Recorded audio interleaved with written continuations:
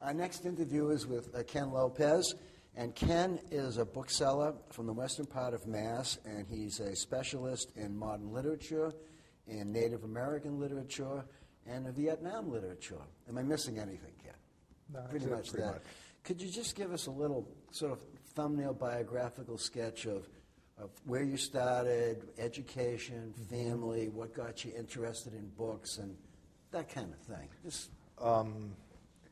I was, during the Vietnam War, I was of age to be drafted and didn't want to go to that war and left where I was and basically went underground for several years, for 5 or 6 years during the war till after the war was over. I was living out in the woods in California and up in Washington State.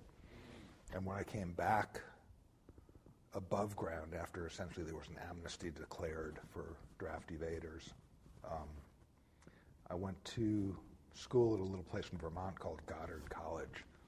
And one of the programs that I took there was a seminar in kind of community responsibility or something like that. And it was obviously something that resonated for a person who had evaded his country's armed services. And there was also a writing program I took part in there. And some of the people in that program, or at least a couple of them, had come back from Vietnam and were kind of like struggling with their own experiences and using writing as a way to explore them. And I got just interested in writing. I got interested in, I had a question for myself about my own decisions with regard to Vietnam, and I started reading books people had written about their own experiences. And I felt like I was one decision away from having gone to Vietnam and having been a vet and so forth. And, you know, what was their life like compared to mine? And the question I had was, you know, did I do the right thing for the right reason? Did I do the right thing but for the wrong reason? Did I do the wrong thing but for the right reason? Did I do the wrong thing for the wrong reason? And I still don't know the answer to that, but trying to answer that question was very interesting. And it led me to a lot of books. It led me to writers who were struggling with trying to get down those questions and their answers. And at that point, I started looking for some books that I had heard of but couldn't find, and that led me into becoming essentially a book scout. And it was a book scout / book collector, because I was looking for them at first for myself, but what I found fairly quickly was that I was finding books other people had an interest in that I was aware of that I didn't want for myself, but I could sell them or trade them or something like that. So I kind of stumbled into becoming a book scout out of my own interest in the books I was looking for. And I worked in the bookstore at Goddard. You had to work when you went there. You had to take some job on campus, and so that was my first exposure to, you know, actually working in a bookstore and learning how to box books for shipping and things like that. And it happened during a time when Raymond Carver was teaching there and Richard Ford was a student there and so forth, so that there were these really good writers around who were, you know, not very well known at the time. And I started reading their stuff, and that just kind of brought me into the field of contemporary American literature, kind of, you know, by following my nose. And my first kind of author collection I put together was Raymond Carver, because he was there as a teacher. And I thought, well, it'd be cool to get all his books. And at the time, it was a pretty doable thing. And I sold the collection a year or so later for $1,000, and I thought I was a genius, you know.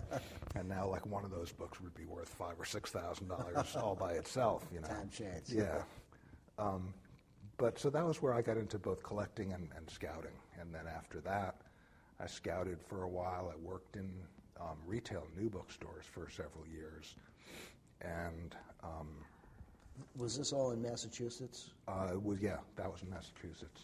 And then I had my first child, couldn't make a living as a bookstore clerk, and got a kind of real job in computers, and kept on kind of scouting as a sideline for several years, selling books to a handful of dealers that I had met.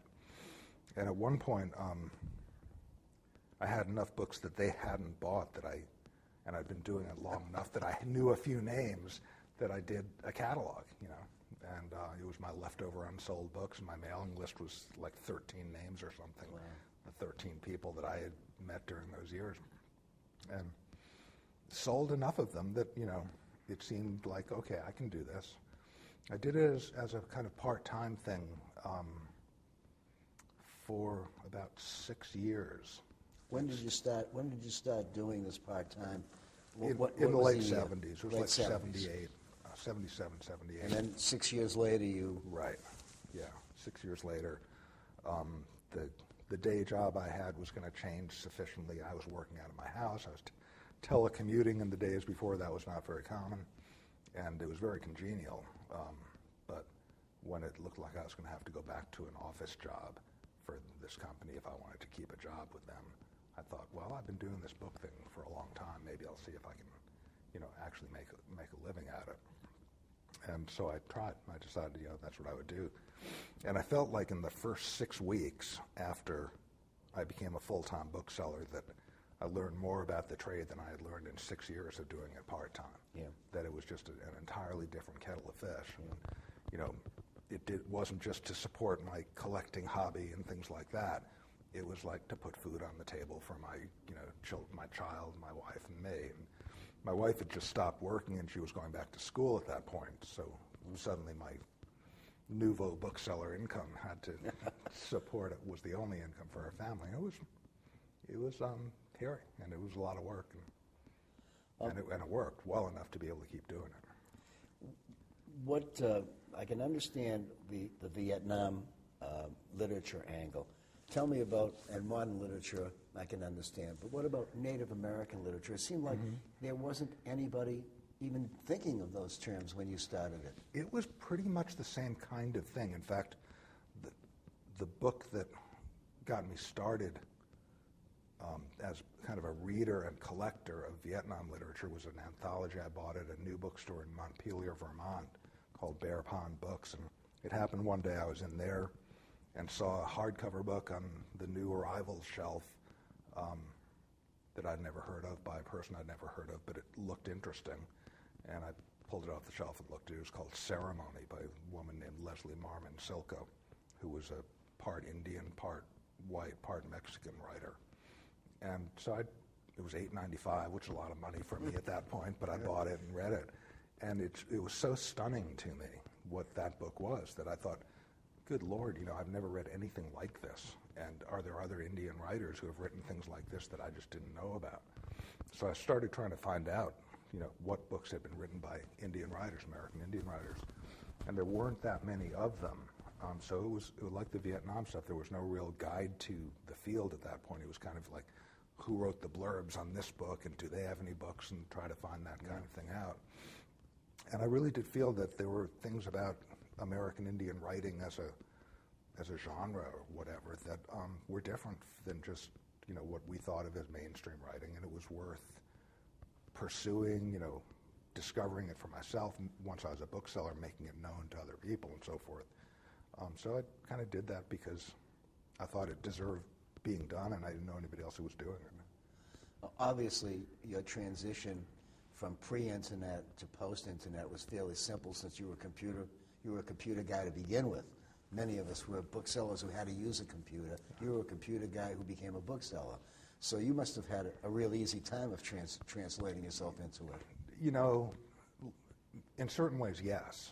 And one of the things that the computer system that I worked on is this system where email was invented, and lots of other things that Usenet news groups and things like that were invented in this one system. It was a university system in the early 70s that grew out of a Defense Department system in the 60s. So in that sense, when I stopped working for them, one of the things I missed was the kind of discussions you would have in the forums and so forth that you see on the internet these days, and the kind of ease of personal communication that you have with email these days. Those were things I was actually used to by the early 80s and really liked. But in every other respect, so the computer was a familiar object, a familiar tool in a certain sense, and I'd spent many thousands of hours in front of a screen by that time. Yeah, so in that sense, I was totally comfortable with it. I didn't know HTML. I didn't know the programming languages for this, for the World Wide Web, and the first database that I remember was Interlock, Sure. and I was barely I didn't really like the approach. I didn't see how it was going to help me very much. It seemed kind of more expensive for the benefits it was going to be. So I kind of got on the computer database bandwagon more or less the same time other booksellers who didn't have computer backgrounds did. I mean, fairly early, but I wasn't way ahead of the curve or anything like that. What system did you go with when you were searching for book software? Or did you develop your own? We developed our own, but I didn't do it. I just hired You had somebody a do kid. it for you. One of my employees is, of the right generation to like to do this stuff, and 20-something. Yeah, now he's 30-something. He was 20-something. Yeah, when but we that's the started. age, right? Yeah. And I had actually, I had done a lot of programming when I was working computers, and one of the things about it was that I felt like I was, reasonably competent, but I really didn't like it. It's like I could do it to make a living, but I like books. Yeah, I'm not that crazy about it, but you got to have it. Right? Yeah, I mean, so if I didn't have to do the programming, that was fine with me. But that's also left me now, not at all up to speed on doing it myself. And if my employees who do these things for me were to leave, I'd have to, not quite start from scratch, but, I'd have a long learning curve to put my own website up and do all the maintenance on it and process the orders and those kinds of things. The internet plays a part in everybody's business. What part does it play in yours? How many items do you have on? What percentage of your business is from the internet? What do you buy on the internet? I mean, tell me something about what you do with it as a tool. Yeah. We've got about 15,000 books, maybe 20,000 online. That's most of our inventory, but not quite all of it. And the shortage is just because we haven't finished putting things online. It's not a kind of calculated decision. These days I think we probably get maybe even as much as 60% of our orders from the internet. Really? Yeah. Now I think that translates into about 30% of our money. And I'm not sure exactly that those numbers are right, but I think it's like that. We get, a handful of orders for cheap books every single day. Yeah. And some orders for moderately expensive or, expensive books from time to time. But I still think, most of our money comes out of catalog sales, and then some of it comes from book fairs like this. I buy on the internet somewhat. I haven't used it as much as I could. I haven't actively exploited Abe's, wants or something. Yeah, me the neither. way some people I know have, 1,000 wants listed so that any time a book they're interested in comes on, they, have an early crack at it. I've used eBay some, but I hate it so much that it's really hard for me to bring myself to do it. But I do have an eBay scout, somebody who will go through the pain of browsing eBay and trying to turn up Do you have any things. kind of sniping technology? Yeah, use a I suppose you have to if you're going to be bidding on stuff. I think on so. eBay. I didn't for a while, and then finally decided You bit the bullet. it's just like it's just easier. Just do it. It is easier. When you said about 30% of your business was coming from the internet, and most of your business is coming from catalogs. What part does the book fairs play in your career? What are the benefits to you and the detriments, if there are any? Well, the benefits they're the tangible ones of seeing the actual human beings who buy the books and talking to them about things and so forth. And here at the fair, I haven't actually sold very much, and the things I have sold have been not very expensive. But I've enjoyed myself with a number of different people, just talking about things they saw in the booth or things they were interested in. And I think that carries over, from here. I always felt as though I couldn't predict my sales at book fairs, but that it was a little like showing the flag, that you show up, you're there, people can see you, they can talk to you if they want to. The next time they receive your catalog, they're a little more comfortable with what it is they're dealing with. And lots of times I've had fairs where, I'll go home and have not sold anything to speak of, and the next week I'll sell a $10,000 book to somebody who looked at it at the fair. And not only do they buy that book, but they now know they can buy a $10,000 book from me in a catalog or anytime, or from the internet for that matter. And fairs always seem to me that's what their purpose for me is, because I've never sold, I've had such narrow fields of interest and focus that I've never sold all that much to the trade, because they're not that interested in the fields that I'm in, or they think, well, in that particular tiny little niche, he knows more than I do, so I can't buy from him and raise the price, which is not usually true. But I know it isn't, but people do have that conception about a lot of dealers. And the narrower your focus, the more likely. The narrower it is better. If you were going to go into the book business today, could you? Would you? How would you? I think I could. I think I would.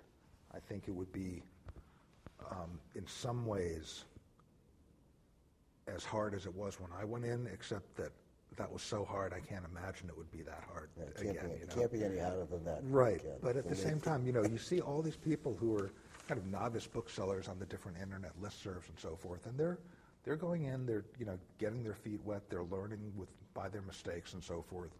I think one of the things I would do if I were smart enough or had a friend or mentor who was smart enough to encourage me is go out to the Colorado seminar. I mean, that has struck me as this incredibly rich resource that I don't think it was there when I was starting, or if it was, I just wasn't aware of it. I don't think it was. Yeah. But people do have a chance to do that, and the people who come out of it come out with this kind of, not only a body of knowledge, but a way to phrase questions intelligently and a network of people to whom they can ask these questions. And that just seems to me like, a new generation of serious booksellers is being kind of created every year by that seminar. So I think in that sense, I think all of us have a lot of very difficult things to deal with because of the net that we didn't have years ago when I started. But there are some resources right now that, nothing like them existed 20 years ago or 30 years ago.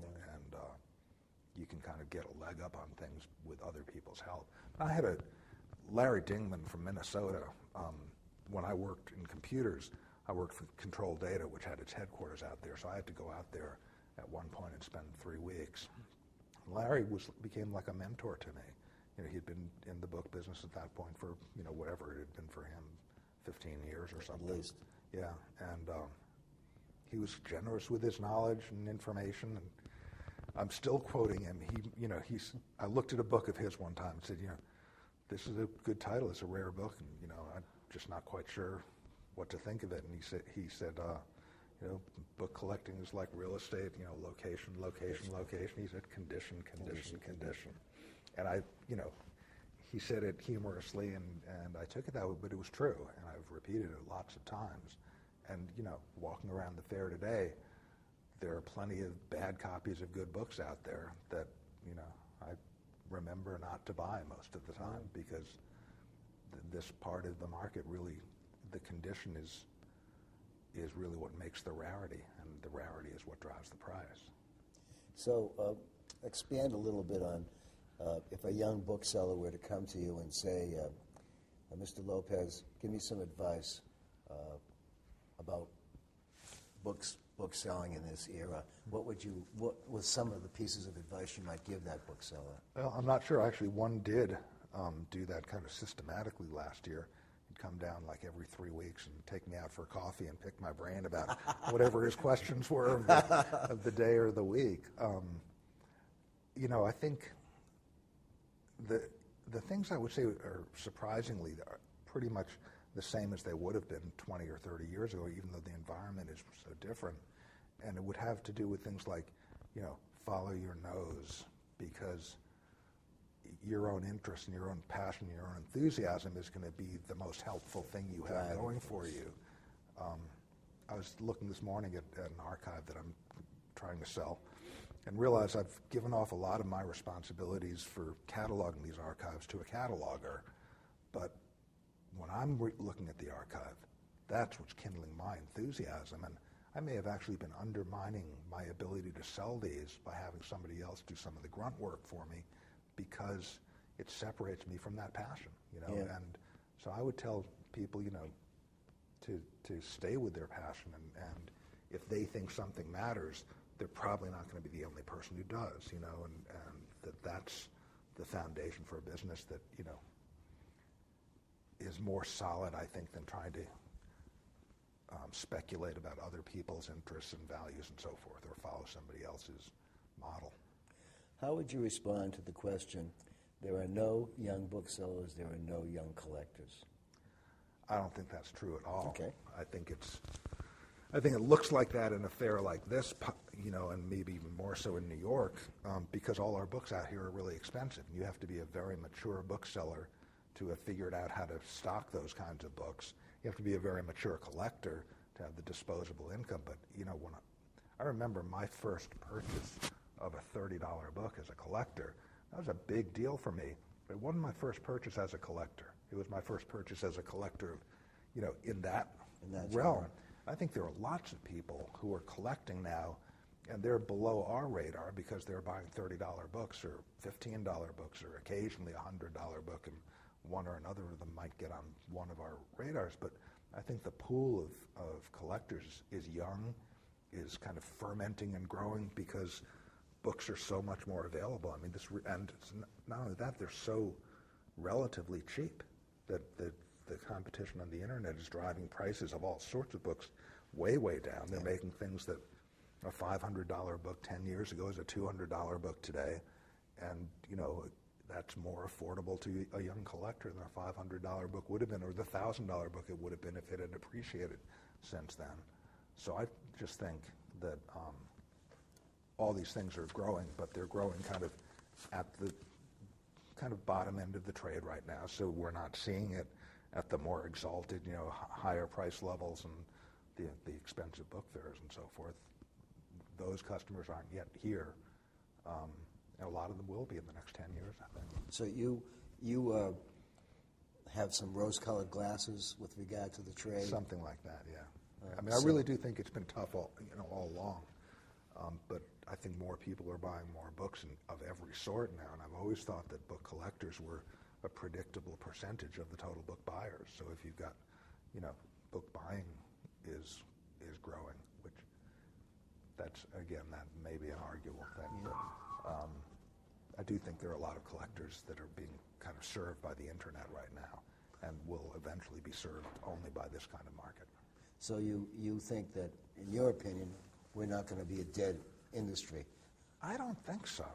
I don't, Well, I'd like to think not myself, but, you have your worries and doubts. Oh, about it. yeah. I mean, I definitely do, too. I'm not completely confident that I've got the right perspective on it, but I do think that, they're out there, people buying books and people starting out selling books. A lot of the people starting selling books are retirees or second career people and so forth.